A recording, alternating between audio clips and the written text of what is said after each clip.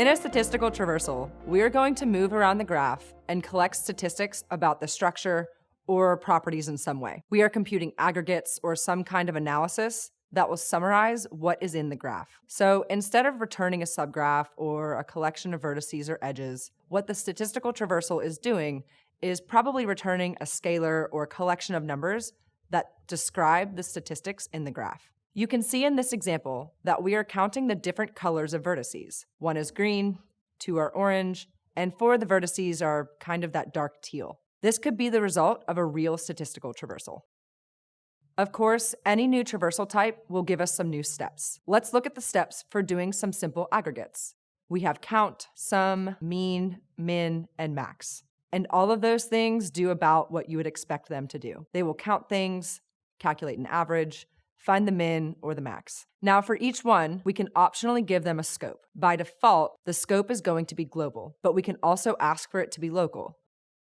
The default global scope will apply to aggregation of the entire stream. The local scope will apply to the aggregation to each collection type object in the individual traversal. You may want to provide an aggregation function of your own where none of the trivial mean, min, max, or things really fit the bill. For this, there is fold.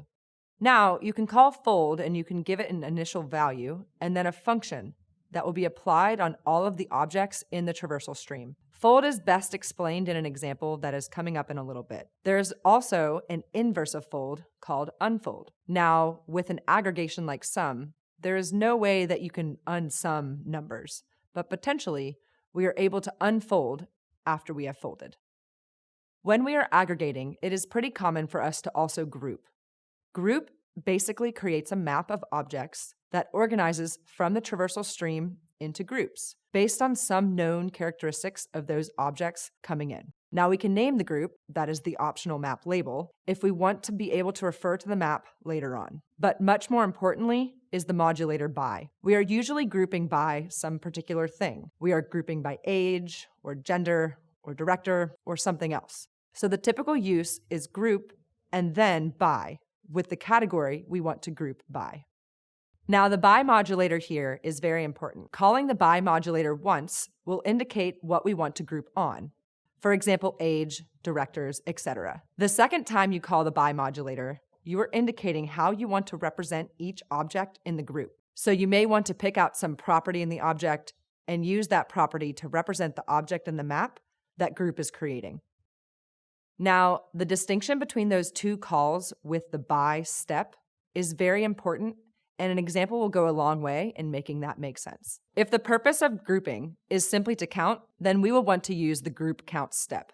If you want to group by age and then count up the people who have various ages, you will want to say group count by age. It is more efficient and more expressive to use this step. Let's look at some examples. As always, we are using our killer video graph schema.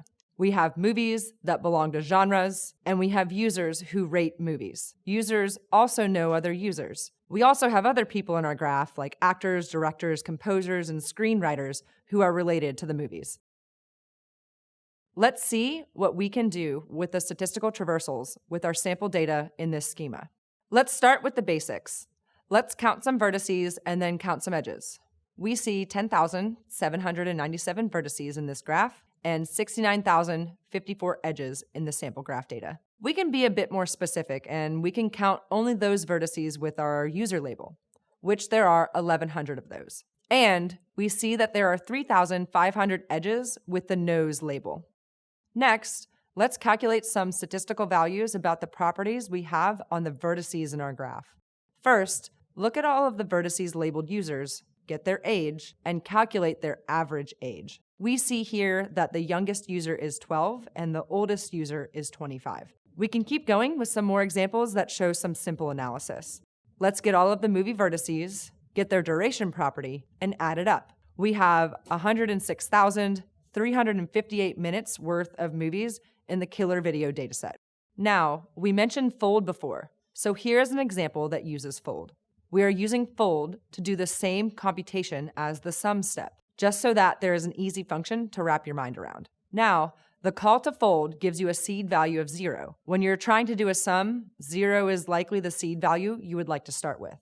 Next, We pass it a function, and we use the closure syntax from the Groovy language. That function takes two parameters. We are naming them x and y. That is the stuff to the left of the arrow. To the right of the arrow is the body of the function. This is a pretty trivial function. It's just adding x and y. Then, that value is returned from the closure. Now, it is important to note that functions can be much more complex. We can put arbitrary code to the right of that arrow to do more complex things.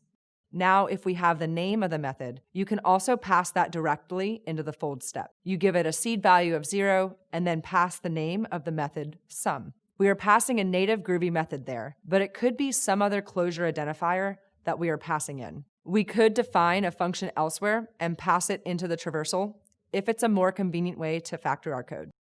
Now, this is a pretty trivial example, but if you have many lines of code for your function, you might not want to put that inline inside your closure in the middle of your traversal. This gives us a cleaner way to factor our code when the need arises. So this next example is showing you 3 ways to answer the question: how long will it take to watch all of our movies in our testing data? So all 3 of the examples on this screen are showing you an answer or a way to determine the same question. How long will it take to watch all of our movies in our test data? Fun fact, 106,000 minutes is about 1 month of time. So if you're really looking for some binge watching, we have some movies for you. In the next example, what we would like to do is calculate the average age of the men and the women separately who use Killer Video. So we will get all of the user vertices and we will group them by the gender property. That is the first 3 lines, all of the users, and group them by gender. The second call to the by modulator, where it says by age, means in the resulting map, I want to represent the values by that property. If we had just grouped by gender, we would get a map with 2 keys. One key is M, and one key would be F. And the values would be the whole user vertices. That whole vertex would be stored in the value. Here, we are saying that we know we want to simplify that. We just want the ages. Here, we want the collection of ages for the M key, and then a collection of ages for the F key. And that is what we see in the sample output. The average age of women who use Killer Video is 30.56, and the average age of men is 32.01. Next, suppose we want to find the number of different kinds of vertices in the different kinds of edges in this graph. We will start by getting all of the vertices and simply group counting them by label. We see that there are 4 labels that show up in our graph. There are movies, people, genres, and users. And you can see the counts for each one of those, giving us a distribution of vertex labels for this sample graph. Next, we will group count the edges by their label. We will look at all of the unique edge labels in this graph, put them into groups, and count them. There are 10,678 actors, 48,094 ratings, and so forth. And as you look at these numbers, you might see things like there are 10,678 actors, but only 8,759 people. But actor is an edge label, so it doesn't really refer to a person doing acting. In reality, one person can be an actor in more than one movie. So one person can have multiple actor edges going from the movie vertex. These numbers may seem odd at first, but once you think about them, they make sense.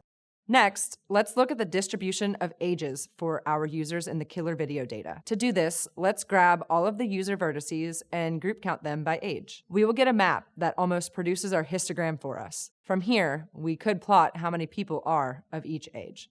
Lastly, we can break down the movies by year. We can look at how many movies were made in each year. Let's grab all of the movie vertices and group count them by year. Again, this kind of gives you a histogram of how many films were made each year. Up until now, the examples have been pretty simple. This next one will calculate the centrality for the vertices in our graph. Now, centrality isn't quite the same as looking at the total number of edges on a vertex. It's a little bit more complicated than that. To calculate centrality, we are going to walk through all of the vertices in our graph, and we are going to order them by their centrality. Then, the first vertex in the list will have the highest centrality. We are going to use a recursive traversal to do this. That is the repeat step in this example. Let's look at the steps inside of the repeat. We group count and give the map a name M. So every time this group count is repeated, the results are going to be put into the same map. So we're going to walk around the graph, compute things, and put all of the counts in this M map. Now notice that we are not counting by anything in particular. We are counting simply the vertices that we find along this walk. Every time we visit one, we count it once. From that group, we traverse edges in both directions, so we are going to walk all over the graph. We repeat that a certain number of times. We picked 30, and we picked it for a reason. When doing this type of calculation to estimate centrality, if you can imagine the list changing order every time you do this, you can imagine that you will have a certain ordering after the first repetition. On the second traversal, the order will shift around a little bit. Eventually, the order will converge on an estimation of the centrality of the vertices in the graph. 5 times is likely not enough for this type of estimation, but after 30, you might not see many changes in the centrality ordering for most graphs. Now, that repeat group count, both 30 times, can do a lot of work. We are going to force that work to complete by calling cap on the map M. So all of those traversers need to do their computation and give us this map M to work with. The next 4 lines are important for giving us the result we want, but computationally, they're a little less interesting. Here, we are going to locally order those objects by their value, decreasing. What is that value? It is the count of the number of times we have encountered each one of those vertices. Now, let's look at the select keys line. Remember, the object we have up until this point is a map. The keys in the map are the vertices themselves.